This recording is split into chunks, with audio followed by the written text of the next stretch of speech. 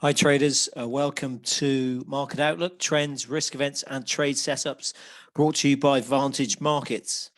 This is a weekly webinar where we try and focus on the main events hitting the markets, the main narratives and themes that drive all financial markets, especially foreign exchange.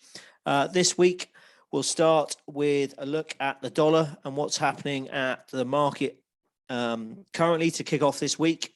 And we'll focus on a couple of the current narratives that we see. We'll then review the ECB meeting from last Thursday and check out Eurodollar and the technicals around that major. And then we'll focus on the upcoming Fed meeting on Wednesday and look at some of the market pricing on the CME Fed Watch Tool, US 10-year yields and what they're potentially telling us for this meeting and going forward, and also then the currency major dollar yen, which has driven to new highs, but then come off those highs with the falling in bond yields that we've seen recently over the last few sessions. We'll probably then wrap it up with a look at sterling as well, sterling dollar cable, and what's been happening in markets there after the data releases that we got last week. A big data release week that it was UK CPI, retail sales, and the employment report out of the UK last week as well. So firstly, this week, how has it started? Pretty tentatively initially in global risk assets. The dollar was modestly weaker before actually it is now modestly weaker before actually initially starting stronger. We did get some data out of Europe, some IFO German business survey data, but the euro is strengthening now with the dollar weakening. Let me just pull up the first chart that we'll look at, which is the DXY that we always start off with, really, to kick off the webinar. Generally, risk assets, US equity futures, they're trading now in the green, having been mixed really to kick off the week.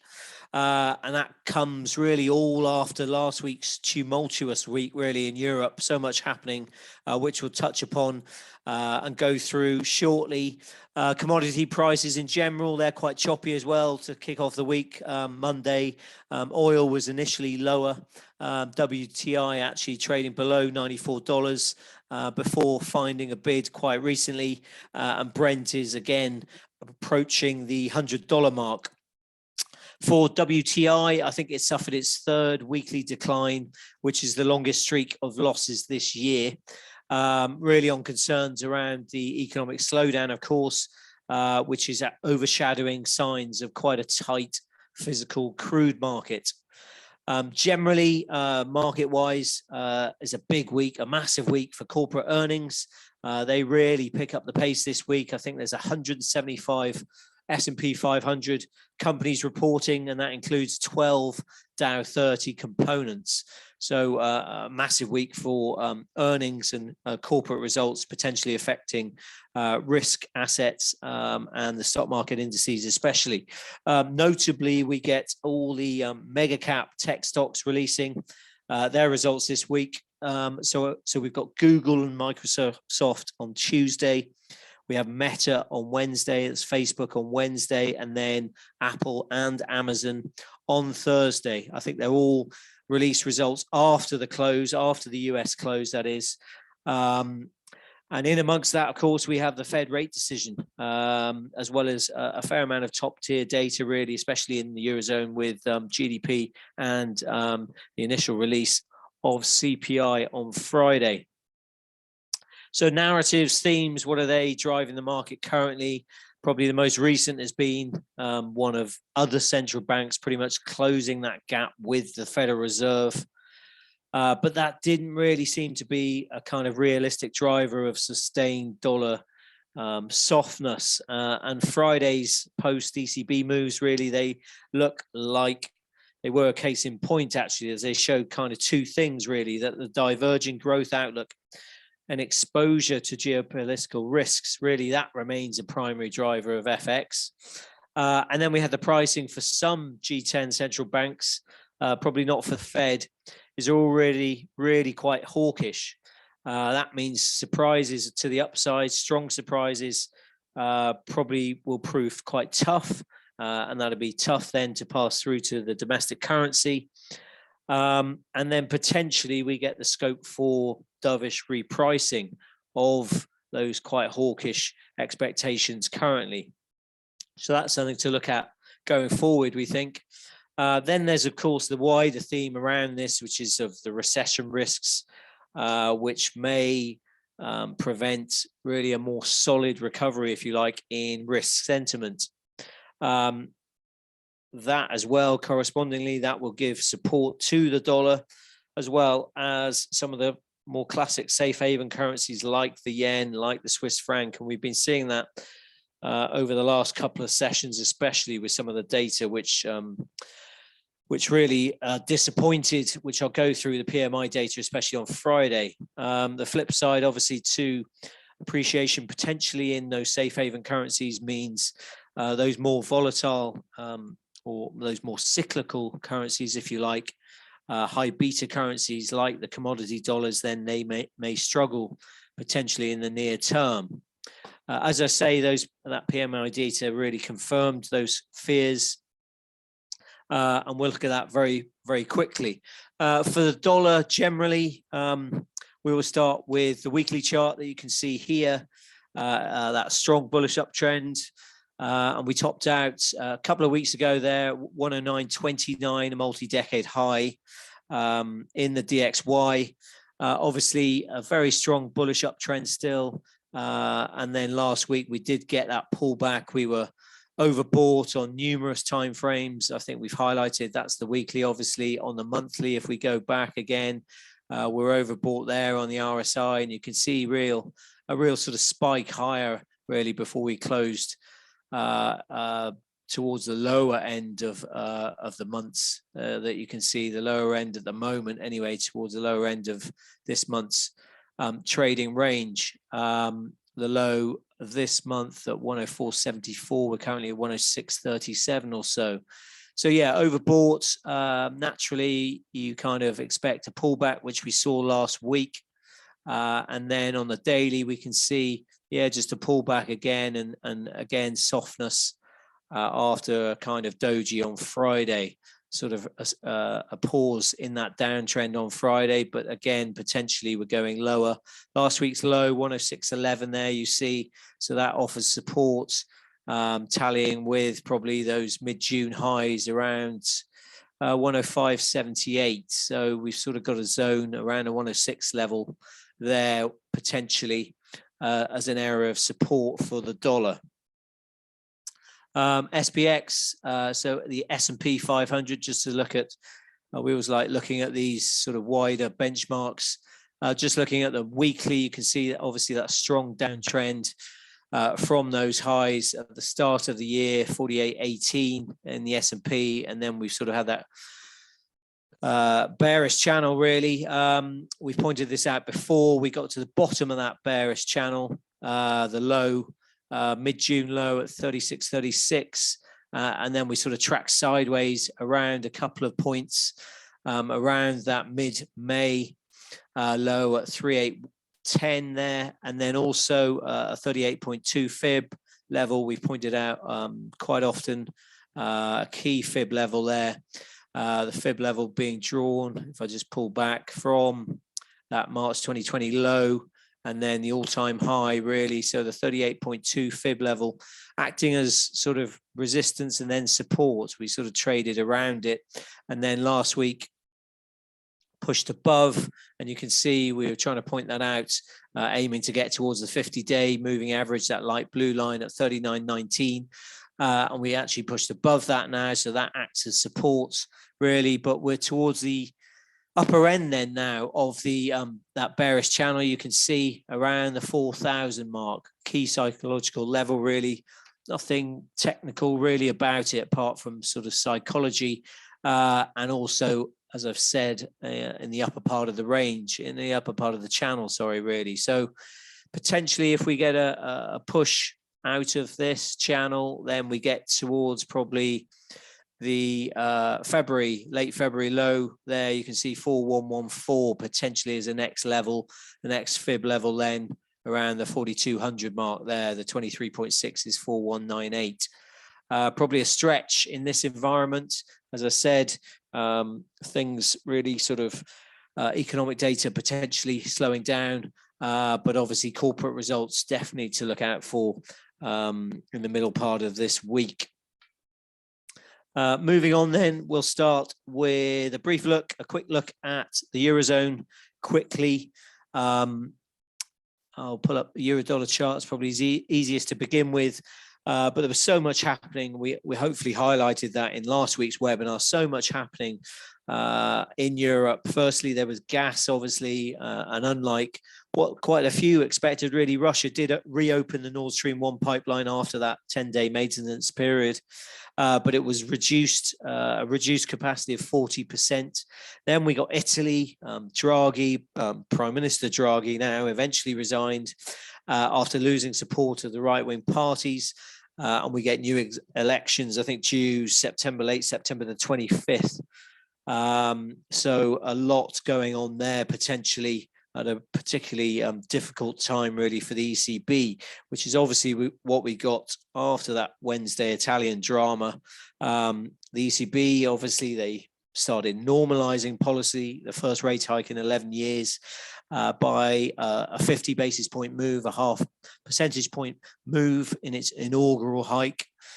Sources had earlier in the week, last week, they had leaked that such a larger hike, a larger size move was a serious possibility, and they followed through with that.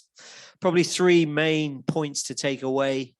Firstly, importantly, the ECB announced more tightening is underway, but they did ditch their forward guidance regarding the size of future hikes. So having front-loaded the exits out of negative territory, well, to 0%, the Governing Council really is transitioning to a meeting-by-meeting approach with data and especially inflation data as guidance. And that really leaves all options open for the next few meetings. It also probably means the euro may be more volatile and much more reactive to data and also ECB speakers going forward. The ECB also announced, secondly, or another takeaway from the meeting, they announced the new anti-fragmentation tool called the Transmission Protection Instrument, TPI, under which the bank, the ECB, can buy bonds of specific countries to support the effective transmission of monetary policy if some general conditions are fulfilled. This means really that the sovereign spread factor is a key theme for the Eurozone, especially due to that political situation in Italy at the moment and the rise in 10-year Italian government bond, 10-year Italian government bond spreads, that's BTPs, against the German 10-year government bond, the Bunds. That spread has got higher. We've highlighted this before, and I'll just show you that again on this chart. You can see we've pushed higher. So this is the difference, just to highlight and not get too complex as always. This is the difference between the Italian 10-year government bond yield and the German 10-year government bond yield. And you can see that spread is pushed up again, pushed higher above the 2% level there. And especially through, you can see on Thursday, the 21st, we pushed quite high towards those recent levels back in June, around the 2.5% mark. We backed off obviously on Friday, but again, closing towards a 2.4% mark, ahead of that crucial area around 2.5%. And really this is key because potentially the market will test, the ECB will test this new anti-fragmentation tool, the transmission protection instrument, and see how effective it is. And potentially then, as that spread widens, so as the chart goes higher, as that spread goes higher, then potentially that will impact the euro, and the euro will sell off in line with those spreads going higher. Finally, probably the last takeaway from the ECB, it was relatively hawkish, especially going for that 50 basis point hike rather than the 25 that most expected. But interestingly, it couldn't materially lift the euro dollar, that was. And you can see back to the euro dollar chart, really on the 21st, we couldn't push above that sort of resistance level that I'll get to. We did make a new high for the week, 102.78, but really couldn't push beyond those levels there. And that's interesting, really, because sort of traders, markets, especially focused on that deteriorating Eurozone outlook, plus the unstable risk sentiment, which continues to be quite a driver for the single currency. But really, in summary, euro volatility kind of looks unlikely to fade through the summer, really. And interestingly, we got our first batch of data. We got some data today that I mentioned, but also the key PMI data was last Friday. And just running through that briefly, Germany's composite PMI, that fell below 50, so sub 50 is contractionary territory, fell to 48 versus a 50.2 forecast. Owing to bigger than expected drop, in manufacturing and services. The French PMI, that missed, although it did hold up above 50. And then we got the Eurozone composite index, the PMI composite index, that dropped to its lowest level, sub 50 again since February 2021. As really the economy was hit harshly by obviously steep energy price rises and then this weaker confidence. That all gave a bid to bonds, so yields, they really collapsed in the Eurozone last week. German 2-year yields falling by some 35 basis points from the peak during the ECB conference, ECB meeting, the day before. So a sharp reversal of their jump after the 50 basis point hike. And markets kind of seriously reconsidering the size of the bank's September rate increase. And as I've said, really, we've got this weak economy now, confirmed by that data, confirmed by today's German business sentiment IFO survey as well. And then we've got obviously ongoing energy risks and that political unease in Italy going forward.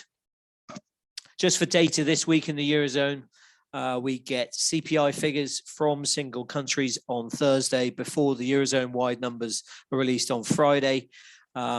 Inflation data, again, signaling price pressures haven't abated, so we get another acceleration. I think the headline is due to go up to 8.8% from 8.6%, the core rising to 4% from 3.7%. We also get Eurozone GDP data on Friday, a lagging indicator really, but that's expected to slow sharply after the first quarter upside surprise, really. Q on Q forecast is 0.2% year on year, 3.4%, and that's down from previous figures in the first quarter of 0.6% and 5.4%. And really, the economy has been weak in the second quarter, especially due to the weak manufacturing sector and also then some inventory correction. So for euro dollar, it's trading sideways, really has been over the last few days, around 102. Last Monday's low was at 101.20, so that acts as support ahead of sort of the 101 area. And resistance is around the mid to upper 102s in the zone, really, with 102.70 last Thursday's high. Last Thursday's high is actually 102.78. So that's sort of initial resistance to this move that we're seeing today, a sort of zone, as I said, around the 102.70 area. And then ahead of after that, sorry, potentially if we can break out to the upside, then you get the 103.41 level you should all know about. That's sort of from that May low, that was at 103.48. But the 103.41 level, that goes way back to the January 2017 low there, which we've always highlighted as being quite key, and especially as we sort of paused around there in May as well. So potentially if we break out there, bulls heading towards that level. Otherwise, initial support around 101.29 or so. 101.20 was last Monday's low, as I said. I think interestingly, just to highlight, we've looked at the futures positioning report. So that's futures positioning actually in the weekly CFTC report shows the main institutions, speculators, what their positions are in the futures market. And the euro short, that doubled as it broke parity last week. Sorry, the previous week to that. This data is always lagging by a week. So that's really bearish positioning now represents the most negative balance of the majors. And in fact, dollar positioning, so USD bullish positioning, that rose for a third straight week, sorry. And the aggregate long now in the US dollar is not far from the May highs. Interesting then to bear in mind really as sort of the market is actually trying to push up into the recent highs. Let's get to the main event of the week then. That's Wednesday's Fed meeting, of course. FOMC on course to deliver a second 75 basis point rate hike this week, bringing the midpoint of the range, of the target range, to 2.375%. So, yeah, 2.25%. People normally quote. You can see on the CME Fed Watch tool there, 78-79% chance of the 75 basis point rate hike. 100 basis point move, 21%. So not insignificant, but generally, I think we're all positioned for a 75 basis point hike, the second, and that matches actually now the 2.25% matches the peak in the last rate cycle. There's no new dot plot or economic forecasts from the Fed, so attention will be on the post-meeting statement language, really. Recent weeks, they had raised the possibility of that 100 basis point move, but subsequent speeches by quite a few Fed officials really indicated that 75 basis points remained the baseline expectation. And that was especially the case, interestingly, by the more hawkish Fed officials. We've highlighted that in our daily commentary. They really didn't back that 100 basis point move and really have settled on a 3/4 basis point hike, 3/4 percentage point hike, I should say. And that's really been backed up by numerous media reports. So expectations during the meeting, they're really for a clear message that inflation remains unacceptably high.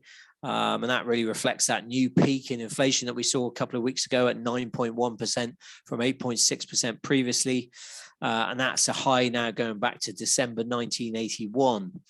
And plus, we've also got continued underlying acceleration in all the major components.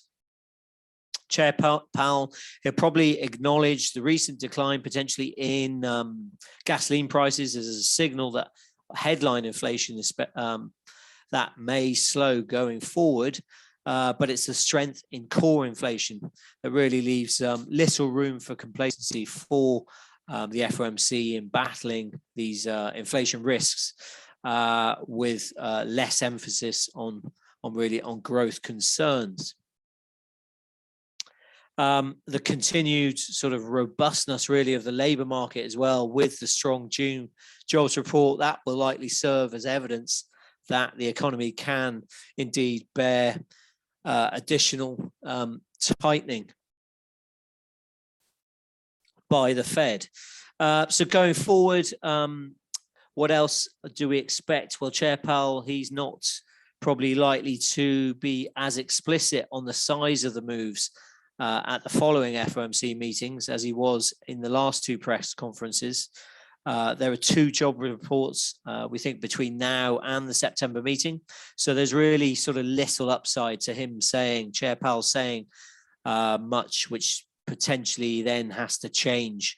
Really something we've obviously saw last time around, but not something that Chair Powell wants to be known for and becomes a habit, really. So yes, don't think he'll be as explicit on the size of the moves going forward.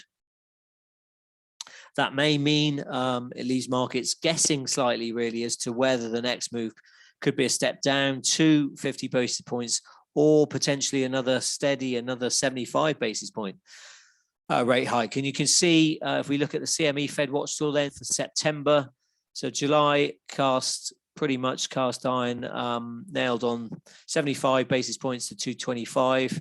And then after that, 50 basis point move is a coin toss, really, around 52% for another 50 basis, for a 50 basis point move. Another 75 basis point move is priced around 41%. So be really interesting to keep an eye on these, what Fed Chair Powell says in the meeting, and how potentially the September guidance, if he offers any, or what happens with these odds, these Fed Fund futures odds, how they change during and after the meeting.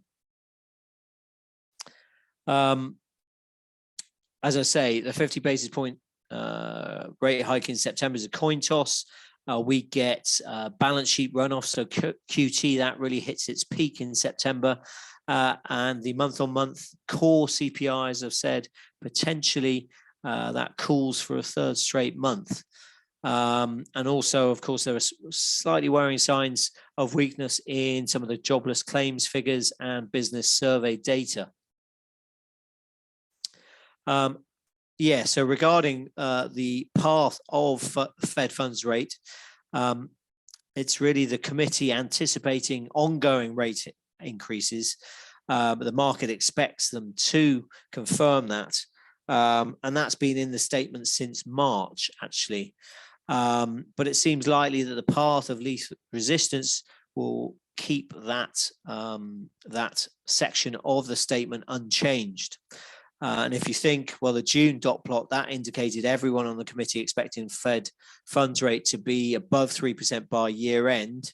That said, of course, we're getting closer to neutral now. So there is a case for updating this guidance where the committee anticipates ongoing rate increases. So that might be something to look out for in the language in the statement. Regarding that terminal rate, I think it's around 3.5%, just above now. And if we drop to the 14th of December meeting, we can see the rates just for where we get to around the end of the year, most likely around a 3.25%, 3.25 mark. Before then, we move into next year. FX, really, I think, as mentioned, most Wall Street, Citi strategists, they expect continued dollar strength, really, as investors adjust to a softer growth outlook outside the US and really absorb the message of a relatively hawkish FOMC. Of course, the chances of a recession are growing potentially, and that might hinder the dollar potentially going forward. And Powell, for sure, may well be asked about this in the press conference, but he's likely to bat that away and just say there's a slight risk, but nothing more. But certainly markets are pricing in cuts. And if we look at next year, then probably out to March, then you can see this chance of a higher chance of rates coming back down towards the 3% level. Probably best currency pair. There's obviously all the majors, but we look at dollar yen, especially during a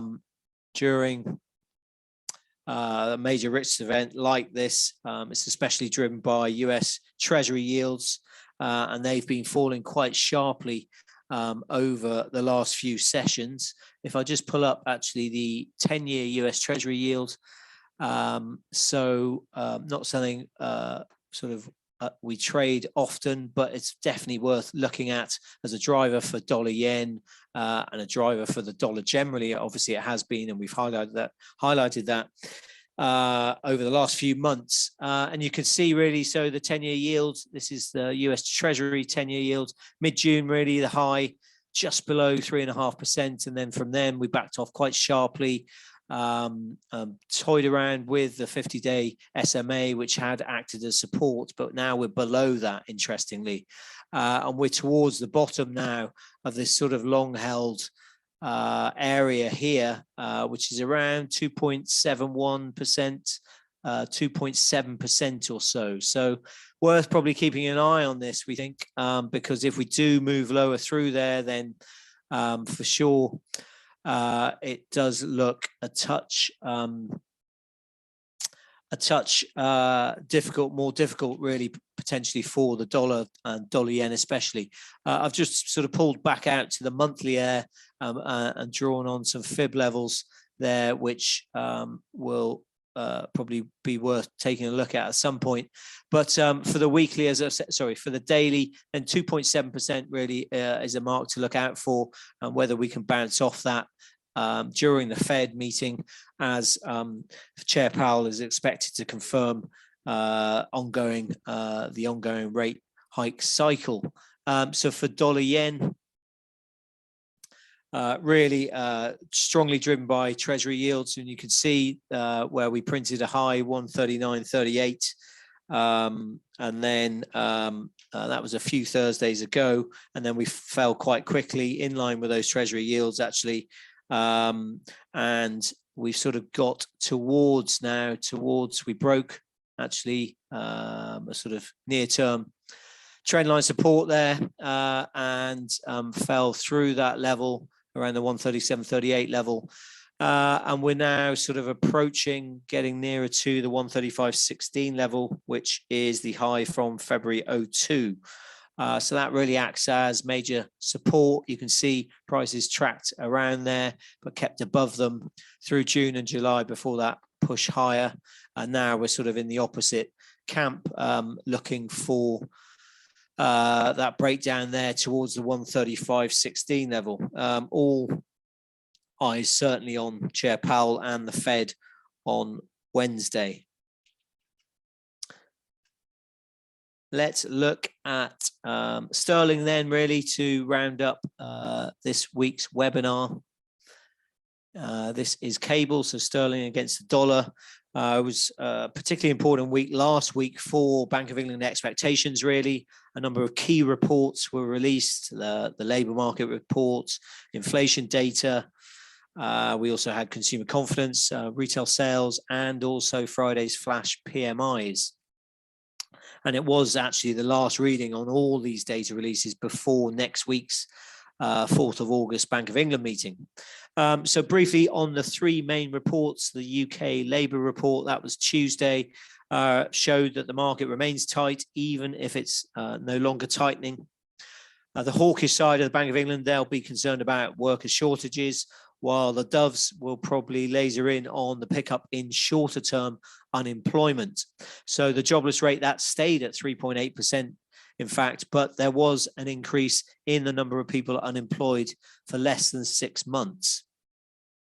The labour market, well, it's a lagging indicator really, but despite mounting economic growth concerns, there's no sharp rise in unemployment just yet. That's probably the takeaway there. For CPI data, that was released last Wednesday. Headline rose by 9.4% year on year against an estimate of 9.3%. Core prices climbing by 5.8% year on year, and that matched consensus estimates. The market may have braced for actually a stronger print as sterling weakened upon its release. But really everyone expects inflation to rise into double digits in the autumn as Ofgem raises its price cap on those energy prices in October. And even the Bank of England, certainly they see inflation reaching a peak of around 11% before the end of the year. Just a couple of other bits of data as well. UK retail sales, they beat forecasts actually, but were offset by negative revisions to the previous month's decline. And then those PMIs on Friday, the UK composite reading fell to 52.8, but it did beat the median forecast, even though that 52.8 was the lowest level since February 2021. So the economy, well, it's clearly struggling. It's not expected to improve in the coming months, especially with that energy price cap, as I've mentioned, which will really dent household finances. And UK bond yields, well, they followed really global bond yields. They pushed lower across the curve, really. And money markets, they've trimmed a few basis points really off their bets for the hike next week. But anything less than probably a 50 basis point increase would be surprising at this point. I think there's around 40 basis points or so priced in to the meeting, the Bank of England meeting next week. Again, other drivers might affect sterling in the near term. So in the next few days, at least, there's no top tier data on the calendar, and it's quite a quiet period really ahead of that meeting, which really means kind of global risk sentiment and the dollar, obviously, in the Fed, that will drive cable, especially, so sterling dollar. Probably we should touch on UK domestic politics. Anybody in the UK obviously following that? We've got two Conservative MPs obviously battling it out to be the next leader of the party, and also then the Prime Minister. I think there's a head-to-head television appearance by Rishi Sunak and Liz Truss tonight in the UK. So we'll be watching that probably, but also really the head-to-head polls over the coming weeks, which really will determine who will replace PM Johnson. But for now, the polls, I think, and also betting odds really point to a Truss victory, so a Sunak defeat. And just briefly looking at some of what they have to say. So Liz Truss, she really is proposing tax cuts, which is the opposite to the Rishi Sunak, which he probably, any kind of victory by him, that would present kind of fewer risks given fiscal restraint and his definite opposition to tax cuts in the near term at least.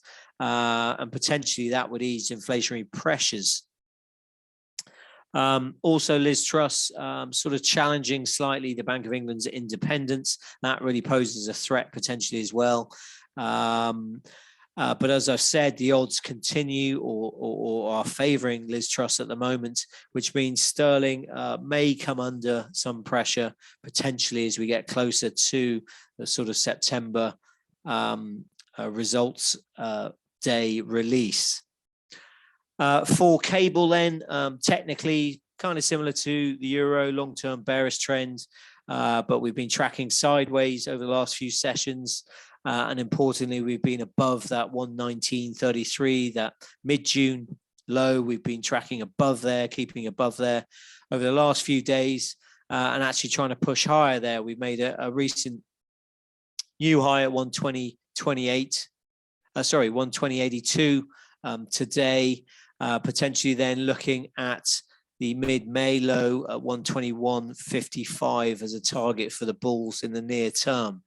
If we do push out and above there, then you've got that 50-day moving average at 122.45, you can see in the light blue, and potentially if I just extend, I should have done the trend line from the February high, that sort of tallies with, just above the 121.55 level, around 122 there. So potentially we could get up to there if we can sustain this break higher. Otherwise, I mentioned 119.33 as a support level, then last week's low at 118.98 around there. Sorry, 118.89. Sorry, around there as support after that 119.33 level, potentially then going back towards the 118 if we break down. Okay, as usual, quite a lot covered there. The dollar obviously in focus with the Fed on Wednesday, a lot to tune into, as well as some Eurozone data towards the end of the week, and obviously those corporate earnings, which we should all cover in our daily market commentary, which hopefully you're following, which is available on the website. So good luck out there trading, and hopefully we'll catch you next week at the same time on next week's webinar. Okay, take care.